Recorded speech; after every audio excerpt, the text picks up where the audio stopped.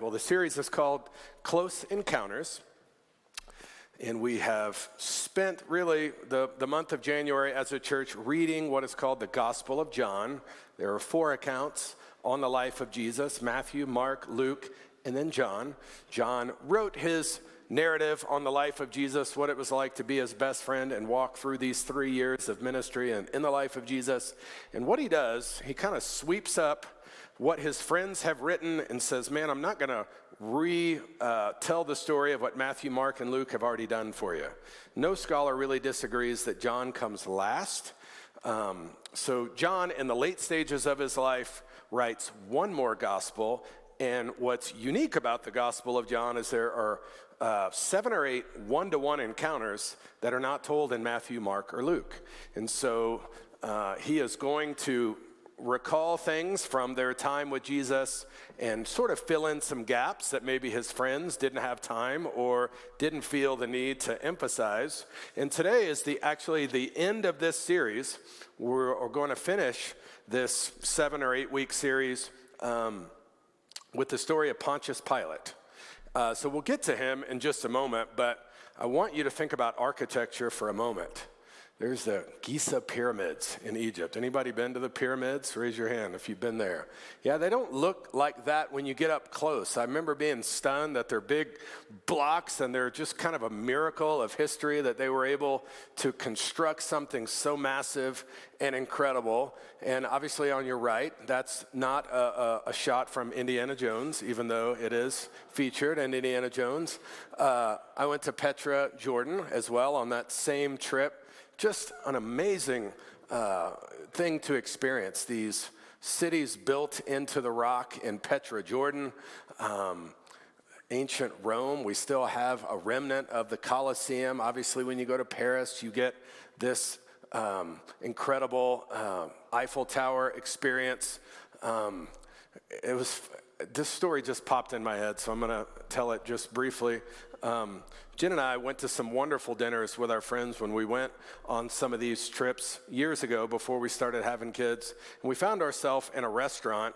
It was so good. One of the best restaurants I've ever been. I think it was in Nazareth, but it was somewhere Egypt, Jordan, Israel, somewhere in the midst of a 2-week adventure. We would leave our hotel, ask the concierge, where do you need to go eat? So we find ourselves just having an amazing dinner, and the owner of the restaurant, he was a young guy. He came over, and we're having this great conversation with him. He's like, man, I hope you're enjoying your trip to the Middle East. Of course we were. And he was so excited to tell us where he was going in America. He said, I'm about to get married, and you're never going to guess. I'm so excited about where I'm going to be going for my honeymoon. And I said, really? That's fantastic. Where are you going? He goes, Las Vegas. And I remember thinking, you poor guy, I don't want to ruin your trip for you, but you just should stay somewhere over here. Just save yourself a trip. But wonderful times, wonderful memories, seeing real architecture, not Vegas architecture, but real historic things. And some of you guys have been able to take these trips. These are a couple of places I haven't been that I would love to go. Just really marvels of human history. And my little brother, when he finished law school, he said, before I sit at a law firm for really the rest of my life maybe, I've got to have these experiences of traveling the world before I settle into a job. So Carl, my lifelong roommate, my lifelong best friend, decides literally to go to all those places and more. He literally traveled the planet. And he went everywhere, I think. And he loved a lot of places, but I will never forget the postcard I got from him. He had seen all these things, but this is what really penetrated his heart and really left him in tears in a good way. When he got to Caesarea by the Sea in Israel. So Carl was always his lifelong best friend of mine, salutatorian of his class, graduated law school in like 2 years, finished college in like 3 years, always a great student. So his mind processed the things of God differently than mine. And I always sort of wanted to yank Carl to belief and just say, Carl, just let your mind relax. Like, this is worth the investment of your mind, your heart, your soul, everything. But human beings don't work that way. You got to let them work it out on their own and just pray. And I always loved Carl, but I always just wanted to get that phone call from him where things began to make sense. And that's where it began to make sense. one of the archaeological wonders of the last 100 years. Happened in 1961 on that beach right there. See, in the 1950s, people began to pontificate about a man named Pontius Pilate, that there's no real record of history that he even existed, that maybe the Gospels can't be trusted because we can't even verify his historical, reality. And a bunch of articles and a whole bunch of paper go up in flames when they discover a plaque on the beach at Caesarea by the Sea in Israel. Here's what that plaque says. That's not the actual plaque. Obviously, that's a replica. And Carl, in his tour, the picture on your right is what he saw. That's the museum, the actual plaque on your left. It says, a building dedicated to the emperor, Tiberius, from Pontius Pilate, prefect of Judea.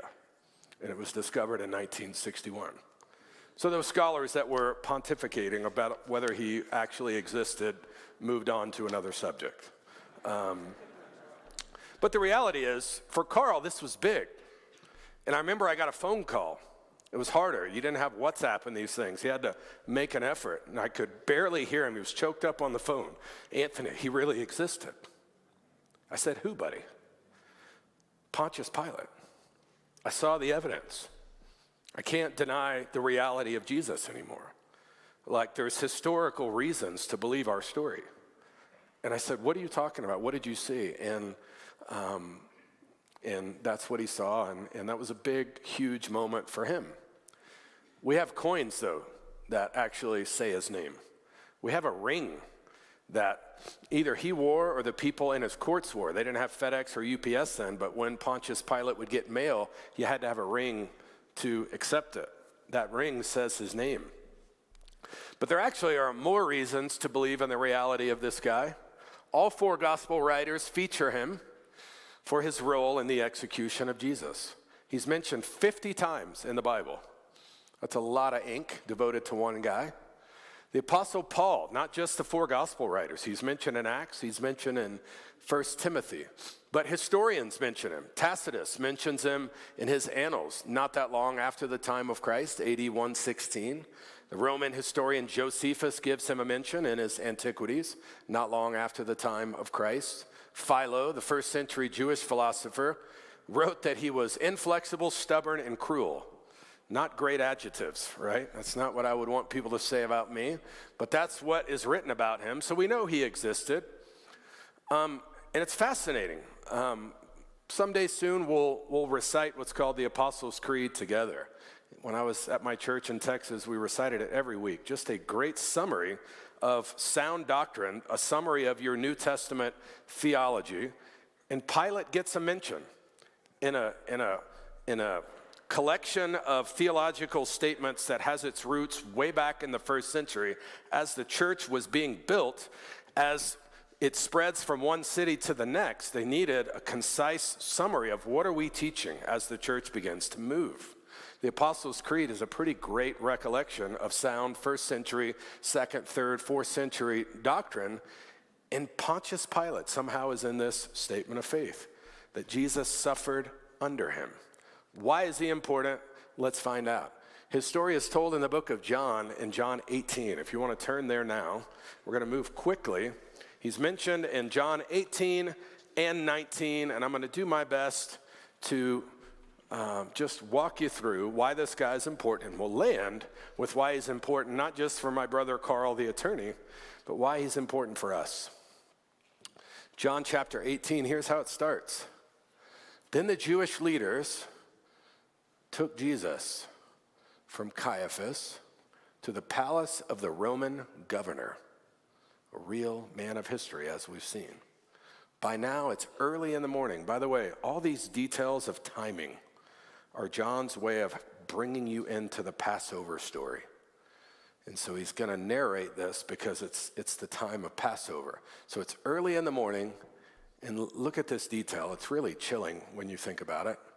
It's early in the morning, and to avoid ceremonial uncleanness, they don't enter the palace. So they're worried about being unclean by the Passover, but they have murder on their minds. Think about that. because they wanted to be able to eat the Passover. They couldn't defile themselves by going into Pilate's house. You can kill the Son of God, but you can't defile yourself by going into Pilate's house. Think about that. This would be like, I've always been fascinated with Abraham Lincoln. He is shot in Washington, D.C., watching a play at the Ford Theater. This would be like John Wilkes Booth buying his gun, and suppose he had some people with him, and he realizes, looking at the receipt, they undercharged me 50 cents. Let's go kill the president, but first I need to make sure I paid the full price of the gun. You see the hypocrisy. We can't defile ourselves by going into the home of a Gentile on the Passover, but let's go conspire to commit a murder. Let's read on. So, by the way, let's not be that church. Let's not be hypocritical. Let's be consistently for Jesus and not be like what we read in this. We have a whole city, we have a whole world watching the behavior of Christians. We need to be careful that we, with our hearts and with integrity, follow Jesus in all our ways. So Pilate came out to them. He's having his morning coffee. It's early. I just kind of imagine him going, can I just finish my coffee before you guys knock on my door, right? So Pilate comes out to them and says, what charges are you bringing against this man? Well, if he weren't a criminal, we wouldn't have handed him over to you. So Pilate said, well, then take him yourselves and judge him by your own law. He wants to finish his coffee, right? Are you going to just bother me at 5 o'clock in the morning? And why can't you guys just handle this yourself? Well, this is where it gets really, really dark. Well, we have execution on our minds. And we can't do that without Rome. So we have no right to execute anyone. They objected. So this is not a minor misdemeanor. They have felony on their minds, and they have the death penalty on their minds. This took place to fulfill what Jesus had said about the kind of death he was going to die. Now, the way you read this story is key. Remember, this is the Passover, and Jesus is readying himself to be the Lamb. They have, the scripture just said, he had already told them. John the Baptist had already said, there's the Lamb of God.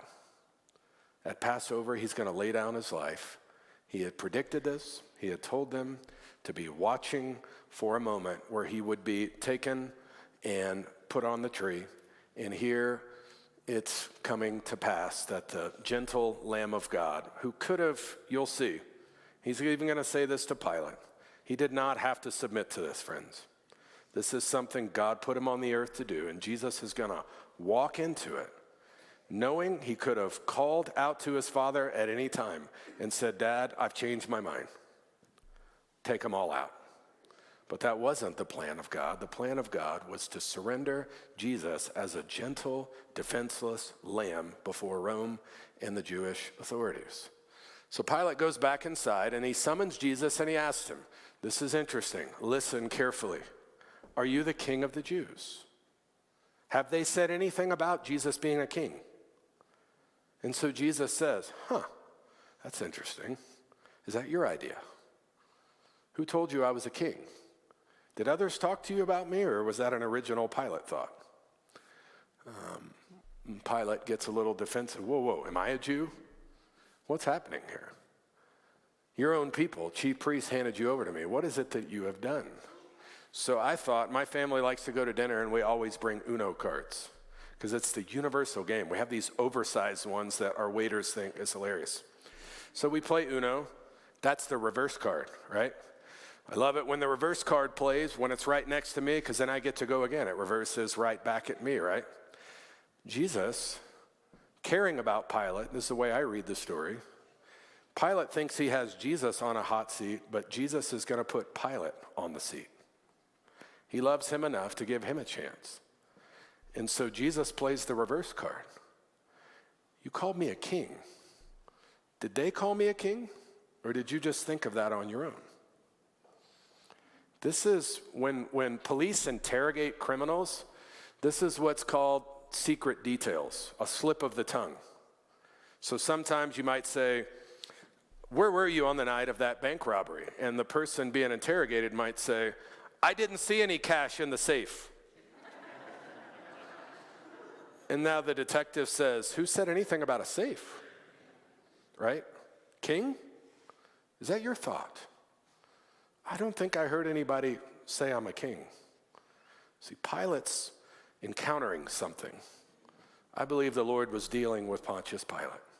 The Holy Spirit's tugging at him. It's not in Matthew, Mark, and Luke, but if you read their accounts, his wife can't sleep. Don't have anything to do with that guy. He is a holy man. He is righteous. Don't do what these people are going to ask you. So Pilate has had the reverse card played on him. And by the way, what is happening? Jesus, through his friend John, wants you to sit in Pilate's seat. That's the purpose of all these close encounters, that you might have your own dialogue right here in John 18 and 19 with Jesus, so that you can wrestle your way, like my brother Carl did, to the reality of his identity. So Jesus said, okay, let's talk. My kingdom. He knew what Pilate had to investigate. An uprising would get him in trouble. So he says, not going to happen, Pilate. My kingdom is not of planet Earth. My kingdom is not of this cosmos, not of this world. If it were, believe me, my servants would fight. Like if this jurisdiction, if I was here to fight Rome, I could do that, but that's not what I'm going to do.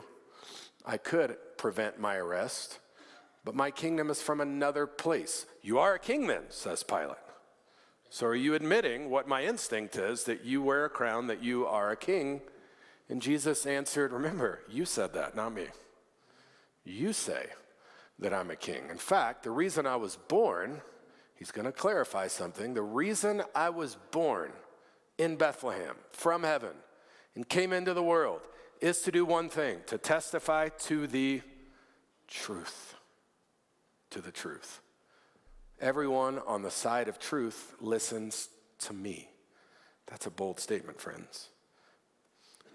I've been reading the Meditations of Marcus Aurelius, one of the classic pieces of literature.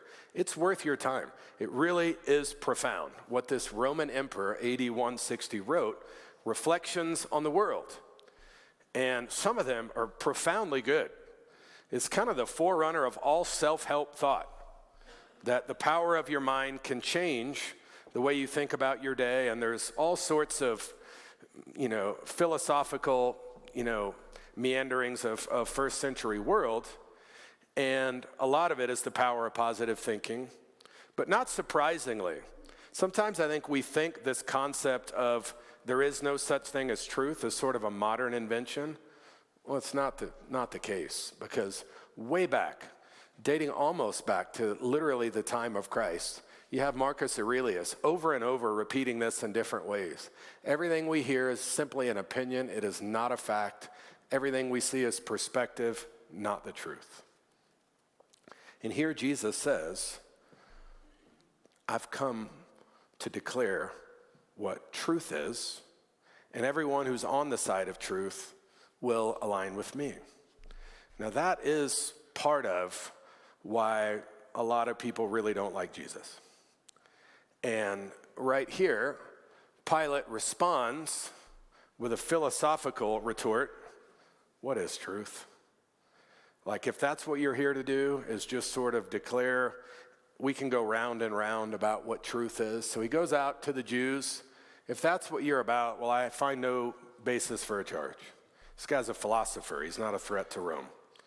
So that's where Pilate leaves it. What is truth?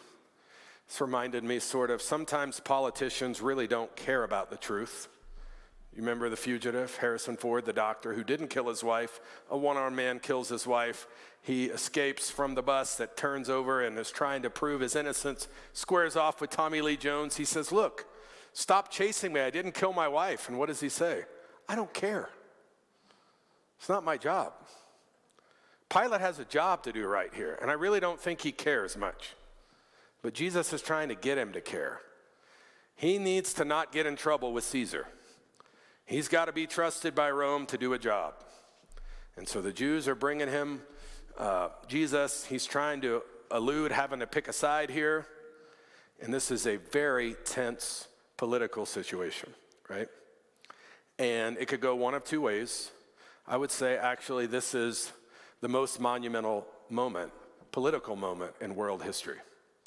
Pontius Pilate and Jesus squared off for these dialogues. But I thought about Nietzsche this week, the French philosopher, who also echoed what Marcus Aurelius says, saying things like, there's no such thing as a fact, only interpretations. And so we're going to come back to him, but this thought that there's no such thing as truth, Jesus couldn't disagree more, because he's going to say, in the book of John, we covered it several weeks ago in a different series on the I am statements. The chilling reality is that Jesus is God in flesh having an encounter with Pilate, and Pilate asks the question, what is truth? When Jesus has said in the Gospel of John, I define the word truth. I am truth. So to ask what is truth, he should have asked who is truth. He was talking to truth. Truth in flesh. I love this guy, Bill Murray. I actually was driving in LA out of our hotel when I was a child, and this was in the Ghostbusters era. I was probably like 12. And I said, Dad, stop the car. What? I said, there's Bill Murray right there. We were in LA, and there was like a comedy club next door, and he was just standing with that goofy look on his face right there. On your right, always thought he was funny. You know what he does? You know one of the things he's famous for? He's a party crasher. Very odd guy, doesn't carry a cell phone. If you want him to do a movie, you have to call, leave him a message. Maybe he'll call you back. But he'll literally just walk around, and if he sees a party, he'll just go in and act like he belongs. And like college kids don't know who he is. And so he'll just start mixing drinks, telling jokes, and people are like, that guy's really funny. I don't know where that sense of humor comes, but it was pretty epic. And finally, one of the older adults will be like, yeah, that's Bill Murray. One of the realities that we're supposed to see in this story is that Pilate has no idea that he is talking to the Son of God. And the Son of God is pleading with him to come around to the idea of truth. It's dramatic irony. What is truth? No, the question, Pilate, is, who is truth? You're actually talking to him. So the crowd then asks for their Passover present. I'm skipping through the end of chapter 18. There's always a gift to these crowds. Would you like me to give the political insurrectionists Barabbas to you or Jesus? He would really rather give Jesus back and go on his way. But they shout for Barabbas to be set free, which solidifies Jesus' fate. He's not going to get off on the Passover present by the prefect. Now we're in chapter 19. I'm not going to put it on your screen. I'm just going to read and paraphrase. Then Pilate took Jesus, and the text says he had him flogged. That was not pleasant. The Romans had perfected flogging. They had made sure that it hurt and that it was quite a deterrent. So probably 40 times lashes with a weapon that was meant to rip open your back and really satisfy an angry mob. The soldiers then twist together a crown of thorns and they put it on his head. I have handled these thorns. I even brought some back from Israel. They're about the size of a golf tee. These are not like minor rose thorns. Very painful. And they beat it into his head. They clothed him in a purple robe, and they went to him again and again, saying, "Hail, King of the Jews." The best commercial at the Super Bowl, I thought, was Kurt Russell's. It's always a beer commercial, to be honest. Michelob Ultra. He reprises his role as the Miracle on Ice coach. A guy keeps finishing last on the ski mountain, so he has to buy all the beers. Kurt Russell sees him and says, "I'm going to train you how to beat your friends." And he becomes the miracle coach. And remember the most famous scene in the movie? Again, they have to ski laps until they finally get that they play for the United States. But just that term, again, they keep going. I couldn't stop thinking this week about how this text is phrased. Again and again and again. Jesus is physically mistreated, mocked, and they slapped him in the face. And once more Pilate came out and said to the Jews, "Look, I'm bringing him out to you to let you know that I find no basis for a charge." Now remember, he's bloody now. He's been physically mistreated. He's got blood on his head from the crown. He is physically a shell of himself at this point.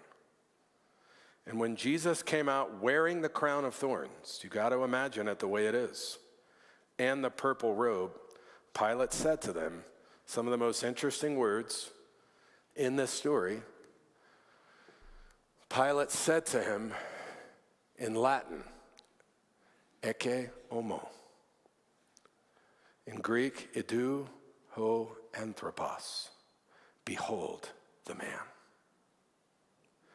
He probably I know he couldn't have known what he was saying, the power of these words. There are famous paintings that are titled Ecce homo.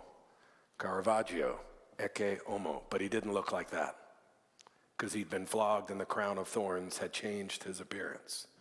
What Pilate's trying to do is saying, this guy, there he is. You want me to kill this guy? Hasn't he suffered enough? You see, this isn't justice. You don't physically punish somebody who's innocent just to satisfy him up. There's no halfway justice. Oh, I'll just give them a little bit of what they want by mistreating God's son. And then I'll say, behold the man. Has he suffered enough yet? That's what he's saying. But an interesting choice of words. Ecce homo. Think about this. What John is presenting to you is, behold the perfect man, the sinless Son of God. Behold, Adam failed in the garden.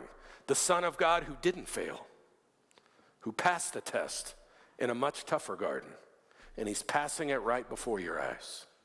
Behold the baby boy of Bethlehem, who's now grown into a man with his mother watching, who is on trial, ready to lay down his life as the Passover lamb. Behold the man of no comparison, Ecce homo. Behold the divine man who will reign for eternity as king. Behold the man who towers above every Roman emperor and every president that's ever lived, who alone will sit on a throne forever. Grace Commons, Ecce homo. Behold the man. Friends, that's going to be the summary statement of every one of my sermons. You're meant to experience this dialogue with Pilate to behold the man, to see him for yourself and decide, what are you going to do with the man? And the rest of the story I don't have time to fully read, but they say crucify him. He's got to die. He says he's the Son of God. And Pilate, it says he's even more afraid now. That means he was afraid before. But when they say crucify him, oh man, what am I thought behold the man would get him. I thought they'd look down and say, just let him go home. But it didn't work. And now he's even more afraid. So he says, Jesus, where do you come from? Tell me again where you come from. He knows. Pilate knows he's from heaven. But Jesus now won't answer him. And he says, don't you know, I can set you free right now. And Jesus says, no, you would have no authority or power over me if it weren't given to you from above. Therefore, the one who handed me over to you is guilty of a greater sin. Pilate then tries to set him free. But what they say next is what made Pilate feel like he had no choice. It reminds me of this story. They evoke the name Ceder, and Pilate just feels like, now I cannot have Caesar hear reports that I'm no friend of Caesar. That's where they eventually go. If you don't know the story of Senator Edmund Ross, it's worth your time. When Abraham Lincoln, going back to him, was shot, he became president. Andrew Johnson became president. And there's an impeachment trial. And it literally comes down to one vote. And what was needed was one more senator from his political party simply to agree with his political party. And if one more senator cast his vote against the president, then he would have been impeached. But he stood against his own party. And he said, I'm not doing it. Knowing he would never work again, knowing all his donors would abandon him, knowing it was political career suicide, but he did it. And the president was not impeached. I don't know politics well enough to know if the president deserved it or not. I do know that took courage. And I do know he was right. He didn't get elected again, and that's pretty much the end of his story. It's what Pilate should have done. That's how the story reads. He should have went against the mob saying, even if Caesar kills me, I'm not killing that guy.